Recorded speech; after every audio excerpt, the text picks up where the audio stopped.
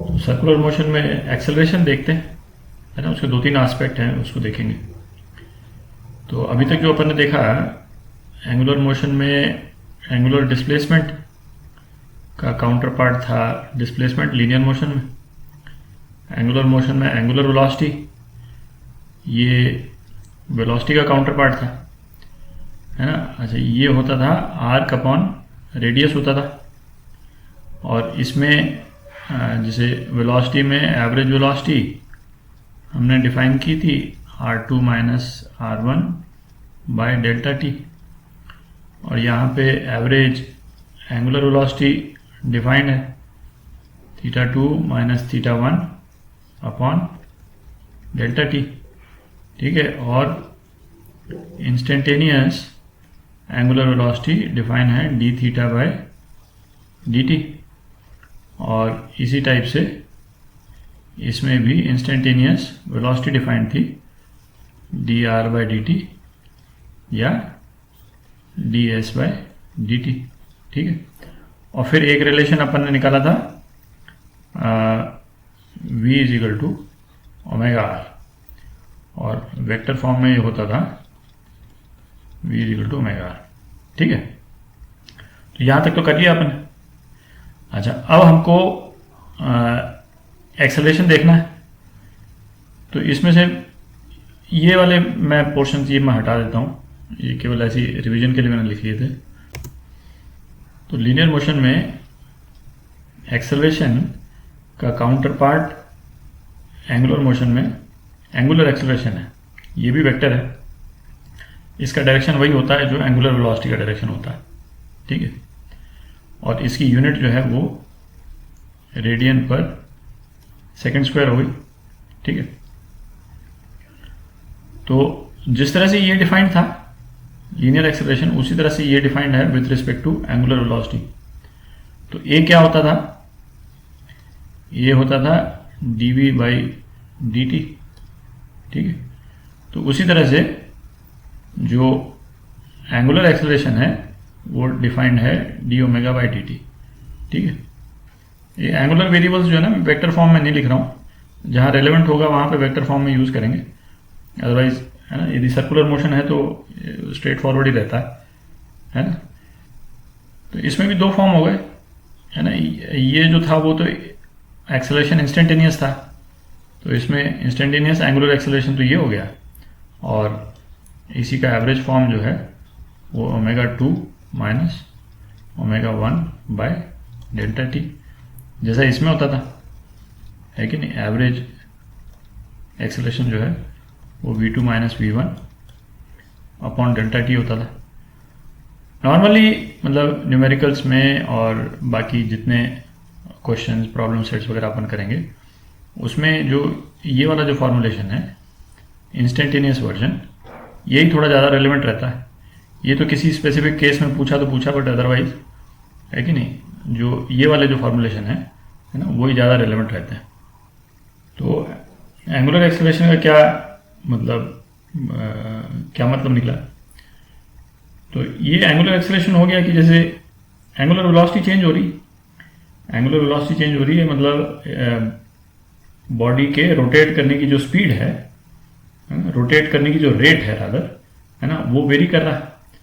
तो यदि ओमेगा 1 जो है वो एट किसी पॉइंट ऑफ टाइम पे 0.1 पे सपोज, है कि नहीं, पार्टिकल की एंगुलर वेलोसिटी सपोज 2 रेडियन पर सेकंड है, और 2 सेकंड बाद डेल्टा टी 2 सेकंड बाद यदि उसकी एंगुलर वेलोसिटी हो जाती है 6 रेडियन पर सेकंड, तो एंगुलर एक्सेलरेशन कितना हो गया, मतलब ये एंगुलर वेलोसिटी चेंज हो गई, लेकिन 2 से बढ़कर के इतना, तो उसके जो पार्टिकल के घूमने की जो रेट है वो चेंज हो गई। तो ये omega 2 minus omega 1 by delta T, है ना, 4/2। तो ये 2 रेडियन पर सेकेंड स्क्वायर हो गया। एग्जैक्टली वही तरीका है जिस तरह से हम लीनियर वाला करते थे। ये तो हमारा एवरेज आया, एक्चुअली ये जो अपन ने निकाला इस केस में, ये तो एवरेज एंगुलर एक्सेलरेशन हो गया। बट यदि यूनिफॉर्मली रेट जो है वो इंक्रीज किया है, है कि नहीं। यूनिफॉर्म रेट यदि इंक्रीज किया है तो ये इंस्टेंटेनियस एक्सेलरेशन भी सेम ही हो गया। अच्छा, लीनियर वेलोसिटी और एंगुलर वेलोसिटी के बीच में अपन ने ये रिलेशन निकाला था, v is equal to are omega, ठीक है, ये इंपॉर्टेंट रिलेशन है। तो इसी तरह से एंगुलर एक्सेलरेशन और लीनियर एक्सेलरेशन के बीच में भी रिलेशन निकलता है। इसी इक्वेशन को यदि हम डिफरेंशिएट करते हैं दोनों तरफ, तो dv by d T R D omega by d t, ठीक है। तो क्या हो गया, एक्सेलरेशन जो है वो आर अल्फा हो गया, है कि नहीं। ये भी इंपॉर्टेंट रिलेशन है, ठीक है। तो इसका मतलब हो गया कि यदि कोई बॉडी जिसका एंगुलर एक्सेलरेशन हो रहा है, ठीक है, बॉडी या तो यूनिफॉर्म एंगुलर वेलोसिटी से घूम रही तो उसका रेट जो है कांस्टेंट है, ठीक है, तो उसमें वेलोसिटी भी कांस्टेंट रहेगी, उसकी वेलोसिटी का मैग्नीट्यूड जो है वो कांस्टेंट रहेगा थ्रू आउट। बट यदि एंगुलर एक्सेलरेशन यदि उसका हो रहा है, मतलब एंगुलर वेलोसिटी बदल रही है, तो एंगुलर एक्सेलरेशन का काउंटर पार्ट मूवमेंट वो इस आर्क में हुआ, इस सर्कल पे हुआ, है कि नहीं। तो यदि मैं उसमें ड्रॉ करूं, एक्सेलरेट करती हुई बॉडी को यदि मैं ड्रॉ करूं, तो पहले बॉडी स्लो जा रही और फिर तेज हो गई, है ना, और तेज हो गई तो और तेज हो गई, ठीक है। तो मतलब ये ड्रॉ करने का तरीका हुआ, पर एंगुलर एक्सेलरेशन यदि है उसका, तो बॉडी का लीनियर एक्सेलरेशन भी रहेगा और बॉडी की वेलोसिटी जो है वो चेंज करती जाएगी, ठीक है। ये जो एक्सेलरेशन आया a is equal to are omega, इसको टेंजेंशियल एक्सेलरेशन भी बोलते हैं, ठीक है। टेंजेंशियल एक्सेलरेशन क्यों? क्योंकि इसका डायरेक्शन जो है वो इस सर्कल के टेंजेंशियल फॉर्म में रहेगा, ठीक है। मतलब इसका डायरेक्शन जो है, सपोज बॉडी यहाँ पे है तो एक्सेलरेशन का डायरेक्शन ये रहेगा ए टी, है कि नहीं। A is equal to are omega, body इस डायरेक्शन में एक्सेलरेट कर रही है, क्योंकि बॉडी तो घूम रही है सर्कल पे, तो इस डायरेक्शन में इसका एक्सेलरेशन है। तो टेंजेंशियल एक्सेलरेशन के कारण उसकी लीनियर वेलोसिटी भी जो है वो बढ़ती जा रही है, ठीक है। एंगुलर वेलोसिटी बढ़ती जा रही है, लीनियर वेलोसिटी भी बढ़ती जा रही है, ठीक है। तो अपन ने एंगुलर मोशन और लीनियर मोशन के कोरस्पॉन्डिंग वेरिएबल्स देख लिए। एंगुलर डिस्प्लेसमेंट, डिस्प्लेसमेंट के equivalent, angular velocity, linear velocity के इक्विवेलेंट, और एंगुलर एक्सेलरेशन, लीनियर एक्सेलरेशन के इक्विवेलेंट। अच्छा, जब एक्सेलरेशन कांस्टेंट हुआ करता था लीनियर मोशन में, जब ए कांस्टेंट होता था, तो हमने 3 इक्वेशंस डिराइव की थी जो इन तीनों वेरिएबल्स को और टाइम को लिंक करती थी।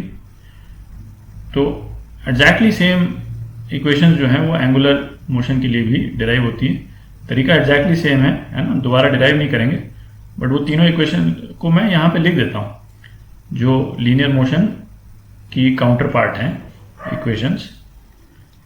तो एक इक्वेशन तो हमने ये की थी, v is equal to U plus A T, ठीक है। तो इसका काउंटर पार्ट जो है वो एंगुलर मोशन में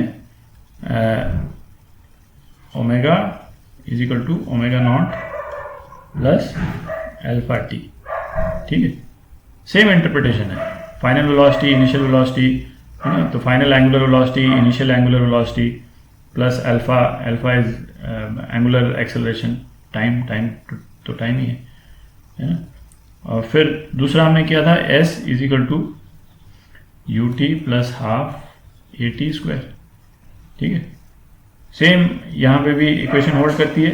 थीटा, थीटा जो है एंगुलर डिस्प्लेसमेंट है टोटल, मतलब बॉडी किसी एक पॉइंट जहाँ से शुरू की, सपोज यहाँ पे थीटा 1 से शुरू की और उसके बाद में जितना भी मूव की, 2 पाई से कम या 2 पाई से ज़्यादा जितना भी मूव की, है ना, theta is equal to U T omega naught T plus half alpha T square. सारे इंटरप्रिटेशन जो इसमें होते थे वही इंटरप्रिटेशन इसमें भी एग्जैक्टली सेम। और इन दोनों इक्वेशंस से हम जो तीसरा इक्वेशन डिराइव करते थे V square is equal to U square plus 2as, है कि नहीं। सेम इसमें भी डिराइव होती है और वो हो जाता है omega square is equal to omega naught square plus 2 alpha theta. ठीक है, तो ये 3 इक्वेशन है। डेरिवेशन का तरीका एग्जैक्टली सेम है, दोबारा नहीं डिराइव कर रहे हैं, इसके थोड़े से प्रॉब्लम्स कर लेंगे, बट इसको करने का तरीका भी वो बिल्कुल जिस तरह से अपन इन इक्वेशंस को जिस तरह से यूज़ किया था उसी तरह से इन इक्वेशंस को भी यूज़ हम कर लेते हैं। ठीक है।